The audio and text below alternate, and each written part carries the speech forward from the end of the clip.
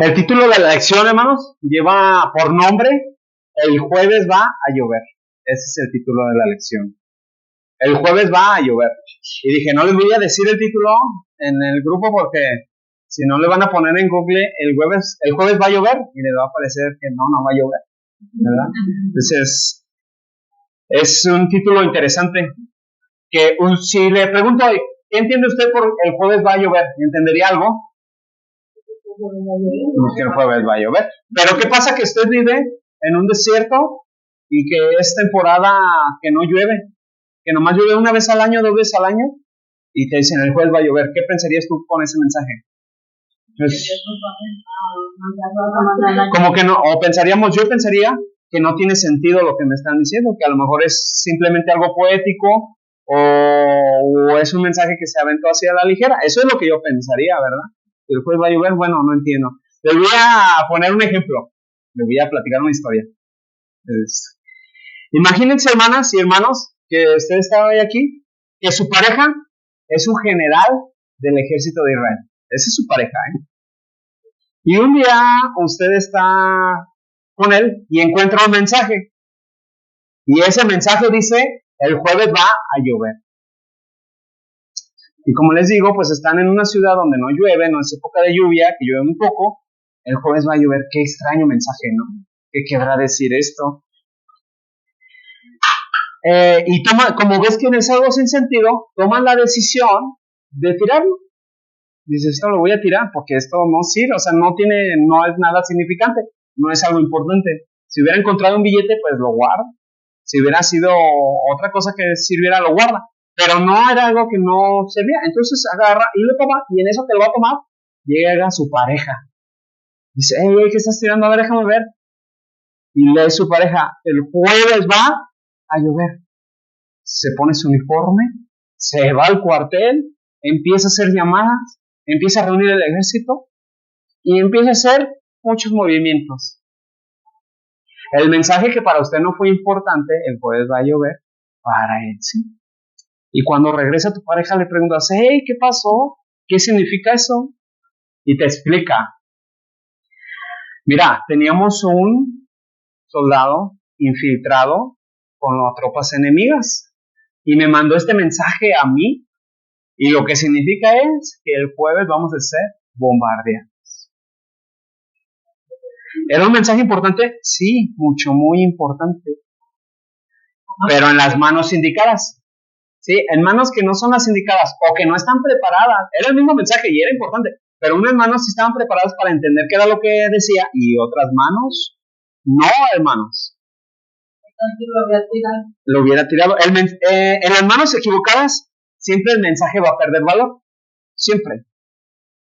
Y no solo el mensaje, también la etapa y también el momento. ¿No han estado a veces tú mismo o a veces personas están de vacaciones y están con el trabajo? O están descansando, están en el trabajo, ¿no? A veces tú estás con tu familia cenando, viendo un partido de fútbol o alguna cosa que sea de entretenimiento y estás preocupado. Oh, y ahora que mañana voy a ir a trabajar y así. O sea, es lo mismo porque no estás disfrutando el momento, ¿sí? Tanto el mensaje como el momento, como la etapa, en las manos equivocadas nunca se van a poder disfrutar, hermanos. Nunca, ¿sí? Ahora, te voy a hacer una pregunta. ¿Cuál es el mensaje? ¿Cuál es la etapa? ¿Y cuál es el momento que el Señor te da hoy? ¿Cuál es el mensaje que Dios tiene para ti? ¿Cuál es el mensaje que Dios está diciendo? Esto es, te está diciendo el Señor, el jueves va a llover. Y tú lees, el jueves va a llover. No sirve. No. ¿El mensaje es importante? Sí. Pero ¿qué es lo que pasa? Que no estamos teniendo la capacidad para entender cuál es el mensaje que Dios tiene para ti. ¿Crees que hay un manual, hermanos? ¿Alguna manera de entender cuál es el mensaje que Dios tiene para ti? Sí, ahorita lo vamos a ver. Ahorita el Señor, con su siervo Moisés, nos va a decir cómo usted debe de hacer para entender los mensajes del Señor, para que sean claros. Ser claro qué es lo que Él quiere saber para usted. ¿Cuál es ese mensaje, hermanos? ¿Cuál es esa etapa? El Señor te lo da, pero la pregunta es, ¿lo estás entendiendo? o estamos navegando como nos lleve la corriente. Cantamos como dijo el hermano José Alfredo Jiménez en aquel cántico, pero sigo siendo el rey, dice, con dinero y sin dinero, dice. ¿Eso qué es? Son tonterías, ¿sí? Entonces, ¿cuál es el mensaje, hermanos? Vamos a leer el manual que el Señor te da, el manual que el Señor deja para que tú puedas entender y comprender. Tal vez hoy la etapa de tu vida, si tuvieras que poner una fotografía de la etapa de tu vida que estás viviendo, tal vez sería unas nubes grises, un día oscuro, sombras, así complicado, todo complicado, que tú tienes como un túnel así, oscuro, y no sabes para dónde hacer ni qué hacer. Tal vez eso es lo que ahorita estés viviendo. Pero si estamos viviendo eso, no quiere decir que eso sea lo que el Señor quiera para ti. O no quiere decir que eso no te vaya a llevar a algún propósito, ¿sí? Nosotros quisiéramos o pensamos, hermanos, Señor, quiero que me bendigas, Señor, por favor, bendíceme. Y que el Señor va a mandar, de repente va a mandar un avión y va a aventar una maleta de dinero y dinero te va a caer en las manos. A veces para bendecirnos, ¿sabes qué pasa? ¿Qué va a suceder? Van a estar esas etapas complicadas, esas etapas difíciles, para que pueda venir la bendición, para prepararte para esa bendición, ¿sí? De eso es lo que se va a tratar el mensaje. ¿Cuál es el título? El jueves va a llover. Cuando les dije el mensaje, ustedes no dijeron, ¿y ahora, hermano? ¿Sí o no? A mí me gusta así esos mensajes para que cuando vean el título digan, a ver de qué se va a tratar. Pongan más atención. Dice, en Éxodo 14 vamos a ver una etapa que dice que los judíos atraviesan el mar rojo. ¿Sí, sí conoce usted cuál es el mar rojo? ¿Se ha ido alguna vez? Algunos se han ido, la hermana dice que sí, ¿verdad? Yo creo ahí la oruga nos lleva para allá, ¿verdad? Pero el mar rojo, imagínense, en nuestro país, arriba al norte, está Baja California, y tiene como una viborita así, y tiene un mar en medio de esa viborita. Eso es el mar rojo, o sea, era algo así como un estrecho. Ahí pasaban, ¿sí? Y eso era lo que iban a pasar. Algunos científicos dicen que ahí que sí sucedió y que fue una marejada ciclónica. Hay otras teorías que fueron un volcán. Hay muchas teorías que se manejan, que sí pudo haber sucedido. La Biblia nos va a decir qué fue lo que sucedió y si ahorita les voy a explicar si cuadra con lo que dice la ciencia o no. Éxodo capítulo 14, ¿ya lo tiene ahí, hermano? Muy bien, vamos a estudiar ahí esa porción.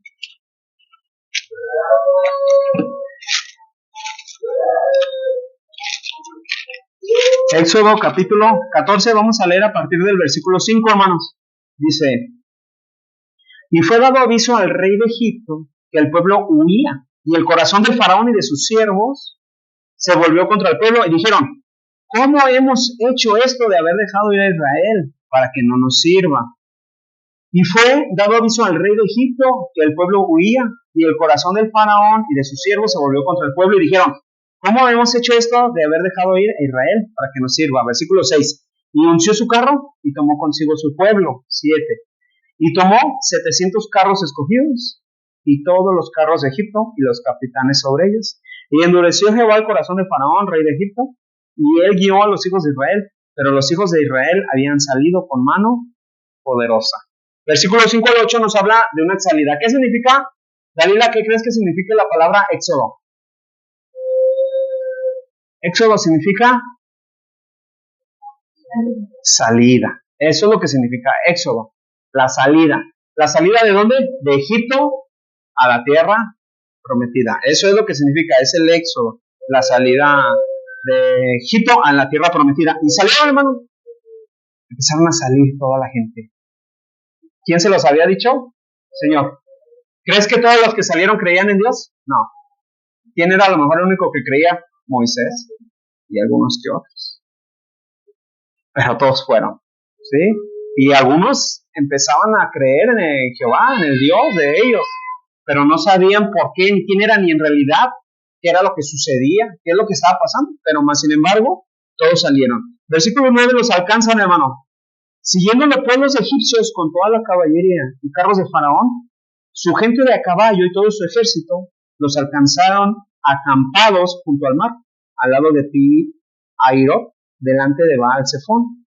Y cuando Faraón se hubo acercado, los hijos de Israel alzaron sus ojos, y he aquí que los egipcios venían tras ellos, por lo que los hijos de Israel temieron en gran manera, y clamaron a Jehová. Versículo 9, los alcanzan.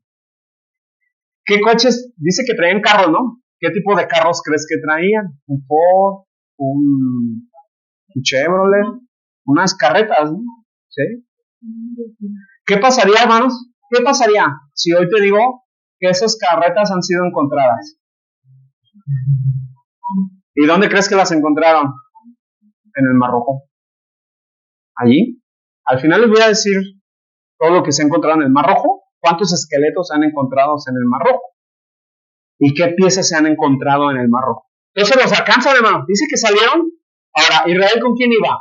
Iba con ganado, iba con sus hijos, iba con bebés, iba con adultos mayores, iba toda la gente, todos iban. ¿Y Faraón con quién venía? Con el ejército, ¿sí? Y aparte del ejército venían en caballos y en carros. Y dice que los alcanzan. En ese momento, hermanos, va a llegar un mensaje al pueblo. ¿Cómo crees que estaba el pueblo? ¿Contento? ¡Ay, qué chido! Ya llegaron los faraones, llegó el faraón. Yo creo que vienen a darnos el abrazo de despedida. Creo que vienen a decirnos cómo te ha ido. Nos vinieron a traer chanclas nuevas. ¿Qué pasó? ¿Cómo crees que se sentían ellos, hermano? ¿Cómo te sentías tú? Valiente. Nah. Imagínate, tú vas con tu bastón, vas cuidando tus ovejas, vas con tus niños, y de repente va a llegar la gente armada. Y no hay dónde esconderse, estás en el desierto. Versículo 11, hermanos. Dice, y dijeron a Moisés, no había sepulcros en Egipto que nos has sacado para que muramos en el desierto.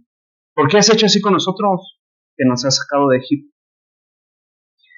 No es esto lo que te hablamos en Egipto diciendo, déjanos servir a los egipcios, porque mejor nos fuera servir a los egipcios que morir nosotros en el desierto. Aquí en el versículo 11 y el versículo 12 les llega un mensaje, hermanos. ¿Y sabes cuál era el mensaje? El jueves va a llover. Ese era el mensaje. ¿Entendía el pueblo que estaba sucediendo? Ellos que entendían que venía Faraón y que les iban a dar chicharrón. ¿Que me entienden? Eso era lo que ellos pensaban, lo que ellos sentían, de que se iba a acabar su vida, de que iba a haber una masacre. Mas, sin embargo, había un mensaje. ¿Cuál crees que sea la primera característica que necesitas para entender el mensaje de Dios? Sí es una característica, pero no es la primera.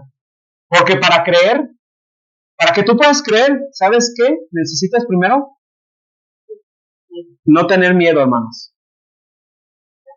Cuando tienes miedo, no puedes tener fe. No puedes, porque si hay fe no hay miedo. Pero si hay miedo no pueden no hay fe. ¿Sí me doy a entender? ¿Cuál era la característica que tenían aquí el pueblo? Que tenían miedo. Tenían miedo, hermanos. Dice Señor, no tengan miedo de lo porvenir, hermano. No tengan miedo.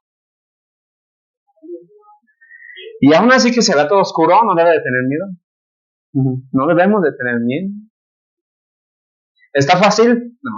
Cuando todo se derrumba alrededor de ti, cuando todo está en contra tuya, no es fácil. ¿Qué es lo más fácil? Decir, Señor, pues parece que no me escuchas. Parece que no estás conmigo. Pareciera que te olvidaste de mí, eso es lo más fácil. ¿Qué hizo el pueblo? Dice, no entendieron la situación. Les voy a platicar una historia. Imagina, había un hermano y dice que sembró, tuvo una semillita y la sembró. Y se puso a orar, Señor, que esta semillita crezca, por favor, que este árbol crezca. Por favor, necesitamos que el árbol crezca. Y de repente la semilla germinó a los 15 días. Creció su plantita, hasta 2-3 años llegó a ser un árbol grande, bonito, hermano. Sus oraciones fueron cumplidas. Pero de un día para otro llegó un tornado, un viento fuerte, y se cayó el árbol, se destrozó. Llegó el tornado, llegó el árbol, se destrozó. Y dijo este hombre, Señor, parece que tú no me escuchaste. Parece que mis oraciones no fueron contestadas. Y dice que se fue triste. Y regresó a los 15 días, hermano. Y ese lugar donde había pasado el tornado, el árbol, diseminó todas las semillas. Y cuando regresó, su campo estaba lleno de árboles, porque las semillas se habían dispersado y de manera que pudieron caer en tierra y fueron germinadas. ¿Y qué pasa cuando en nuestra vida está el tornado? ¿No entendemos, hermano? No entendemos. Y hasta se nos revuelve el estómago. De decir, Señor, ya no puedo más. Ya no quiero, Señor. Ya no quiero. Pero ¿qué pasa? Que el Señor tiene un propósito. Si logras brincar esa prueba, si logras brincar esa adversidad, vas a tener bendición. Sí la vas a brincar, hermanos. De una u otra manera vas a brincar. Nada más lo que va a variar, ¿sabes qué es? La calificación.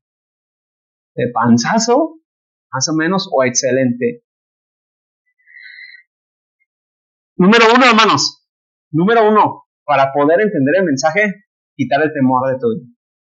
Quítalo. Aunque todo se derrumbe, no quiere decir que no vas a sentir algo, ¿verdad? Alguna cosa, alguna ansiedad, alguna preocupación. Pero ¿qué debes de hacer? Fíjense lo que le va a decir Moisés. Versículo 13. ¿Qué le dijo el pueblo? Dijo, ¿para qué me sacaste? Mejor nos hubiéramos quedado ahí. Ahí nos hubiéramos muerto y ya. ¿A qué hacían? Se dedicaban a hacer ladrillos, dicen. Eso era lo que hacían. Y no les pagaban, y los maltrataban, y los golpeaban, y los mataban, y todos sus hijos iban a ser esclavos y todo. Y le dicen a Moisés, ¿para qué nos sacaste? Aquí nos vamos a morir, mejor nos hubiéramos muerto allá. ¿De qué se llenaron? ¿De fe? ¿De confianza? ¿De amor? ¿De miedo? Hermano, cuando la prueba llegue a tu corazón, a tu vida, va a llegar el miedo.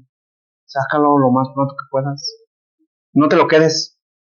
Versículo 13. Dice, y Moisés dijo al pueblo, ¿qué les dijo, hermanos? ¿Cuál es la primera característica para poder entender el mensaje? No temer. No temer. Si llega el temor a tu vida, llegó el análisis clínico, llegó una factura, llegó la enfermedad, llegó la falta de empleo, llegó cualquier adversidad, no temas. Romanos 8:28, hermanos, y sabemos que a los que aman a Dios, todas las cosas les ayudan a bien. Si el Señor ya lo dijo, hay que confiar. Pero cuando me pasa algo, digo, Señor, si tú ya lo dijiste, yo voy a confiar en ti, tú no me vas a fallar. Yo sí fallo, yo sí le fallo al Señor, yo. Pero a Él no nos falla, a nosotros, hermanos.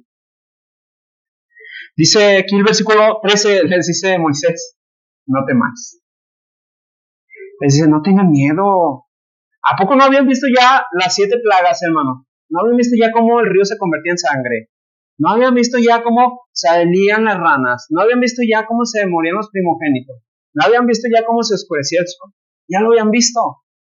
Y ¿sabes? Nosotros podemos, pues ya lo habían visto. Hermano, ¿usted no ha visto los milagros del Señor? ¿Y qué pasa cuando llegan las pruebas? Se nos olvida. Se nos olvida. Y sentimos que todo se derrumba. Entonces, así es nuestra condición como ser humano. El no darnos cuenta lo que el Señor ya ha hecho por nosotros. Y ¿sabes una cosa? Que Él te está respaldando.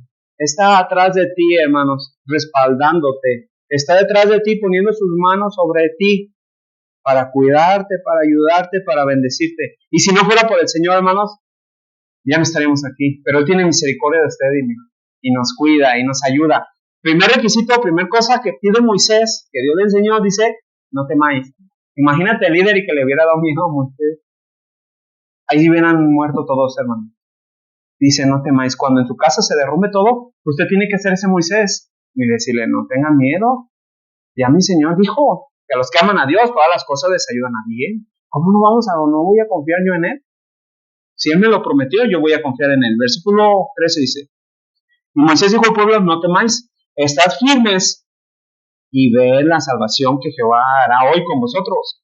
Porque los egipcios que hoy habéis visto, nunca más, para siempre, los veréis. Ya nunca los iban a volver a ver. ¿Por qué? Porque se iban a quedar ahí ahogados, hermanos. ¿Cuántos carros salieron? ¿Sí lo notaron, hermanos? Cientos de carros, 600 carros. Imagínate, los que iban en carros y los que iban en caballo y todo, imagínate cuánta gente era armada, muchísimo. Y dice que, les dice Moisés, no tengan miedo, estos que vienen ahí, que vienen, no los van a volver a ver, jamás, nunca los van a volver a ver. Versículo 14, la segunda regla, estése confiado en el Señor. Primero quites el temor, que no quiero temer, y deposite su ansiedad, su carga sobre el Señor.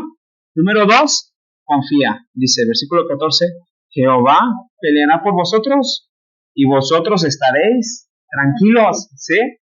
Eso es lo que les dice. Yo hubiera estado ahí y mis rodillitas chocando, hermano, y viendo cómo le voy a hacer para cuidar a mi familia, dónde voy a meter a la Sofi, debajo de una piedra o qué le voy a hacer. Y dice, primero, no tengan miedo. Segundo, confía. ¿Ellos iban a pelear? No. Hermano, las cosas van a suceder sobrenaturalmente. El problema que está hoy en tu vida va a solucionarse sobrenaturalmente. Sí. El Señor va a poner un medio. De veras. El Señor va a poner un medio para esa solución. Lo va a hacer. Pero primero, quítate el temor. Segundo, confía en Él. Versículo 15. Ahora, ya estoy tranquilo.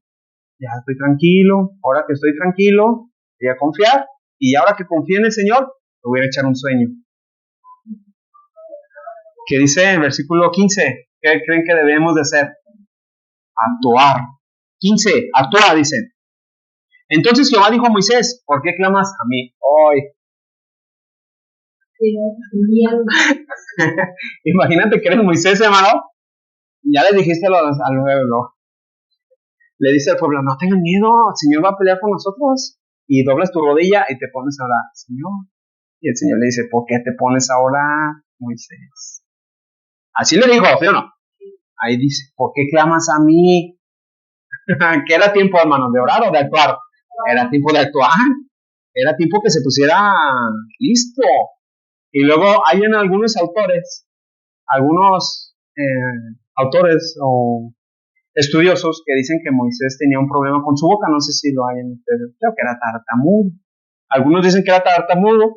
Yo más bien creo que era como un hombre un poco vergonzoso y que le costaba hablar en público. Eso es lo que yo pienso, ¿verdad? Pero no le puedo asegurar.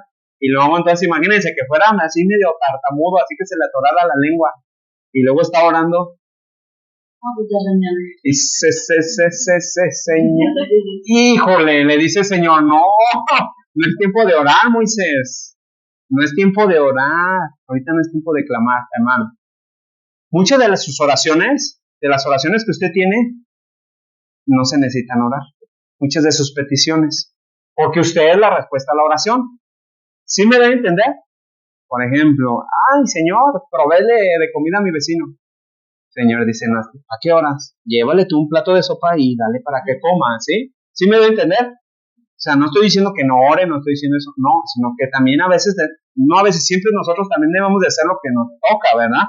Dice que Moisés se pone a orar y el Señor le dice, no. Dice, versículo 15, entonces Jehová dijo a Moisés, ¿por qué clamas a mí? Di a los hijos de Israel que marchen. ¿Creen que también fue una prueba para Moisés o no? Sí, hermano. Sí. Sí, dice versículo 16, y tú alza tu vara y extiende tu mano sobre el mar, y divídelo, y entren los hijos de Israel por en medio del mar en seco. ¿Crees que Moisés, así estaba el mar, imagínense el mar, y así de lejitos puso así su vareta, así de lejitos, se abra el mar? Moisés tuvo que entrar al mar. Moisés tuvo que entrar en el agua, hermanos, dar sus pasos de fe. Y dice que ya entrando el agua, cuando el agua más o menos ya estaba a esta altura, pone su vara. Moisés se tuvo que mojar. Tú tienes que ser ese Moisés que abra el mar para que sucedan las cosas. ¿Y cómo vas a hacerlo? Mojándote los pies, luchando, quitando el temor, confiando en el Señor y actuando. Y dice que esa fue la orden. Hagan de cuenta que aquí el Señor, es como si le dice el Señor, el jueves va a llover. ¿Es lógico, hermanos, que se abra el mar? No es nada lógico. ¿Qué tuvo que tener Moisés? Pues confianza. Si el Señor ya había hecho tantas cosas, entonces, si el Señor ya hizo tantos milagros contigo, si ya te bendijo tanto, ya te ayudó tanto, ¿cómo en esta situación que estás viviendo, cómo no te va a ayudar, hermano? ¿Cómo en esta dificultad, en esta adversidad, no vas a salir adelante? ¿Cómo esta vez que te sientes tú, podemos estar derribados? Dice la Biblia que a veces vamos a sentirnos derribados, sí, pero ¿sabes? Derribados, pero no destruidos. Sí dice Pablo, derribados, pero no estamos destruidos. ¿Por qué? Porque si estoy derribado, ¿quién va a llegar? El Señor va a llegar y me va a levantar. Versículo 17. Viene el relato. He aquí yo endureceré el corazón de los egipcios para que lo sigan, y yo me glorificaré en Faraón y en todo su ejército, en sus carros y en su caballería. Y sabrán los egipcios que yo soy Jehová. Y cuando me glorifique en Faraón, en sus carros y en su gente de caballo. Versículo 19, tenían una compañía divina, dice, y el ángel de Dios que iba delante del campamento de Israel se apartó e iba en pos de ellos, y asimismo la columna de nube que iba delante de ellos se apartó y se puso a sus espaldas. Acuérdense que ellos caminaban y dice que de día tenían una columna de nube que los protegía del sol y de noche tenían una lumbrera que les alumbrara. Eso era lo que el Señor proveía para ellos. ¿Sí? Y dice que iba el ángel de Jehová. ¿Quién es el ángel de Jehová? En el Antiguo Testamento es Jesús. Significa Jesús. Ahí estaba con ellos, hermano, y los cuidaba. Versículo 20. E iba entre el campamento de los egipcios y el campamento de Israel. Y era nube y tiniebla para aquellos, y alumbraba a Israel de noche. Y en toda aquella noche nunca se acercaron los unos de los otros. O sea, ¿qué era lo que provocaba la nube? Que no se vieran, que se confundieran. Porque si no hubieran sido de otra manera, los hubieran alcanzado. Porque unos iban despacio y los otros iban muy rápido. Y dice que el Señor provee eso para el pueblo, su cuidado. Entonces, aún, hermano, que te están pisando los talones el faraón, aún que te estén pisando los talones los egipcios, el Señor está contigo. No va a permitir que, dice la Biblia, que ni un solo cabello de tu cabeza se puede caer sin la voluntad del Señor. Versículo 21. Dice, y extendió su mano sobre el mar, e hizo Jehová que el mar se retirase por recio viento oriental toda aquella noche. ¿Cómo llegó el viento? ¿Cómo fue la división del mar, hermanos? ¿Cómo dice aquí? ¿Por un qué? ¿Recio? ¿Un recio qué? Viento. Por el viento, un recio viento. Entonces, ¿cuadra con lo que dice la ciencia? Sí, la ciencia dice que se llama un tipo de viento ciclónico, ¿sí? Así muy fuerte y que sí puede suceder. Entonces, sin necesidad de que la ciencia nos diga que sucede, pues lo creemos, ¿verdad? Pero sí, son eventos que se pueden confirmar. Dice que el Señor mandó un viento fuerte y se abren, hermano. Se abre el mar. De manera que, dice, 22, entonces los hijos de Israel entraron por el medio del mar en seco, teniendo las aguas como muro a su derecha y a su izquierda. En seco, hermanos. Caminaron ellos en seco y dice que iban caminando y por un lado el mar y por el otro lado el muro. Vas a estar caminando, hermanos, en la prueba. No podemos ofrecer un evangelio de que todo va a ser paz, que todo va a ser armonía, que todo va a ser felicidad, ¿no? Un día sí, cuando estemos en la presencia, sí, todo eso se va a quitar. Y estoy seguro que cuando esté delante de la presencia del Señor, se va a acordar, hermano. El Señor va a haber un momento que usted se va a acordar y va a decir, ay, cómo me preocupaba por el dinero. ¿Cómo me preocupaba por esto? Y mira, ¿sí? Eso no era nada comparado con lo que yo ahora tengo, con lo que ahora yo vivo. Versículo 22 dice que entraron en seco. Entonces, si hoy tú estás en la prueba, hermanos, ¿qué tienes que hacer primero? No tener miedo. No tengas miedo. Segundo, confiar. Y tercero, actuar. Ejecutar el plan de Dios para tu vida. El Señor te da el mensaje. Tú ahorita tienes miedo, ¿por qué no entiendes el mensaje? Porque si llega el mensaje de el jueves va a llover, no lo vas a entender. ¿Por qué? Porque hay miedo. Quitemos ese miedo para que actúe la confianza y podamos ejecutar el plan de Dios que tiene para nuestra vida. Versículo 23 dice, y siguiéndolo los egipcios, entraron tras ellos hasta la mitad del mar, toda la caballería de Faraón, sus carros y su gente de caballo. Aconteció a la vigilia de la mañana que Jehová miró el campamento de los egipcios desde la columna de fuego y nube, y trastornó el campamento de los egipcios, y quitó las ruedas de sus carros, y los trastornó gravemente. Entonces los egipcios dijeron: huyamos de delante de Israel, porque Jehová pelea por ellos contra los egipcios. Y Jehová dijo a Moisés: extiende su mano sobre el mar, para que las aguas vuelvan sobre los egipcios, sobre sus carros y sobre su caballería. Entonces Moisés extendió su mano sobre el mar, y cuando amanecía, el mar se volvió en toda su fuerza, y los egipcios al huir se encontraban con el mar, y Jehová derribó a los egipcios en medio del mar. Y volvieron las aguas, y cubrieron los carros y caballería, y todo el ejército de Faraón que había entrado tras ellos en el mar, y no quedó de ellos ni uno. Y los hijos de Israel fueron por el medio del mar en seco, teniendo las aguas por muro a su derecha y a su izquierda. Así salvó Jehová aquel día a Israel de mano de los egipcios. Israel vio a los egipcios muertos a la orilla del mar. Y vio Israel aquel grande hecho que Jehová ejecutó contra los egipcios, y el pueblo temió a Jehová, y creyeron a Jehová y a Moisés, su siervo. Y enseguida viene el cántico de María. Dice que echó a la mar al jinete y al caballo. Versículo 23 al 29, la destrucción de los egipcios. ¿Qué pasa con los egipcios? ¿Agua? ¿Tuvieron la oportunidad de confiar en el Señor? Sí. Pero ellos tomaron sus decisiones.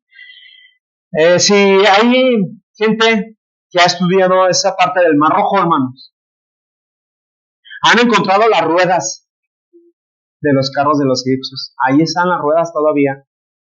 Y si usted va al Museo del Cairo, están las ruedas. Hay ruedas datadas en esa época. Restos del ejército, huesos, cascos, armas, piezas, armaduras. Y alrededor de 5,000 esqueletos encontraron ahí. Esto lo puede usted buscar si los científicos se llaman Michael Roth y Abdul Muhammad de la Universidad del Cairo. Lo pueden usted estudiar si gusta. Y estas personas se encontraron para verificar si este relato era cierto. Y encontraron todo, hermano. Todo. Nosotros lo creemos por fe, ¿verdad? Pero siempre es bueno tener este tipo de datos para comprobar que la Biblia es verdad. La Biblia nos miente. El jueves va a llover. ¿Cuál es el mensaje que Dios tiene para ti? ¿Cuál es la etapa de tu vida? Se nos va la vida, hermanos. Primero eres joven, así como los muchachos de aquí. Eres joven y quieres crecer. Creces, te quieres casar. ¿Te casas? ¿Quieres tener hijos? ¿Tienes hijos? Luego quieres que tus hijos se casen. Y luego que tengan nietos. Y se nos va la vida en etapas y etapas. ¿Qué es lo que debes de hacer? Sabiduría, disfrutar cada etapa de tu vida, disfrutar tu infancia, disfrutar tu juventud. Si tienes hijos chiquitos, disfrútalos. Tienes hijos grandes, disfrútalos. Tienes nietos, disfrútalos. Estás sin hijos, disfruta la etapa. Todas las etapas se deben de disfrutar. El mensaje que Dios tiene para tu vida yo no lo puedo saber, pero sí sé que el Señor tiene uno para ti. Y tal vez termino con esta reflexión. Tal vez la temporada que vives no es muy clara, no entiendes qué está pasando. Nubes grises, problemas, dificultades. Pero hay una clave que el Señor le dio a Moisés. ¿Y cuál es esa clave? Que no temas, que confíes, que estés tranquilo y que actúes. Y el Señor va a bendecir tus esfuerzos. Que Moisés hubiera estado al frente del ejército, del pueblo judío, del pueblo de Israel, y les hubiera dicho a las abuelitas: no, ustedes pásenle primero. No pasa nadie. Y él dijo: no, yo no voy a hacer, me voy a meter al río. ¿Sabes qué significa hebreo? Los hebreos. Aquí se les pone el nombre de los hebreos a partir de este momento. Hebreo significa el que cruza el río. Algunos mexicanos nos volvemos hebreos porque cruzamos el río Bravo. Pero bueno, esos son otro tipo de hebreos. Pero hebreo significa el que cruza el río. ¿Por qué? Porque cruzaron. El que cruza el mar, perdón. Ese es el que significa el que cruza. Y en este caso cruzaron el mar. Que Dios te bendiga, hermano. Que Dios te ayude. Dios te dé inteligencia. Póngase a cuentas con el Señor. Si tiene miedo, Señor, quítame mi miedo. Lo deposito en ti. Quiero confiar en ti totalmente. Quiero descansar en ti. Quiero estar tranquilo. Sé, como dice tu palabra, que todas las cosas me van a ayudar a bien y que cada etapa de mi vida siempre va a ser para bendición. Vamos a orar, hermanos. Cierre sus ojos, incline su rostro.